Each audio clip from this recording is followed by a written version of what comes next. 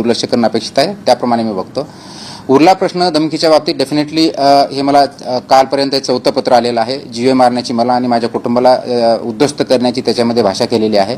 Already आपण FIR केलेला आहे, इन्व्हेस्टिगेशन चालू आहे आणि ते इन्व्हेस्टिगेशन निश्चितच जो कोणी कल्प्रिट असेल तो पकडला जाईल अशी मला अपेक्षा आहे. याच्यामध्ये मला एकच सांगायचं आहे की कुणी जर धमक्या देऊन माझ्या डिसिजनमध्ये बदल करण्याचा प्रयत्न करत असेल तो कदापि सक्सेस होणार नाही. ॲडिक्वेट सिक्युरिटी मला प्रोव्हाइड आहे आणि मी तेवढी काळजी घेईल, कुटुंबही त्याप्रमाणे आम्ही काळजी घेत आहोत. परंतु धमकीच्या माध्यमातून डिसिजन चेंज करणं जे की पब्लिक इंटरेस्टमध्ये नसता कुणाच्या एखाद्या इंडिव्हिज्युअल इंटरेस्टमध्ये असेल असं होणं कुणाची अपेक्षा असेल ते साफ चुकीचं आहे.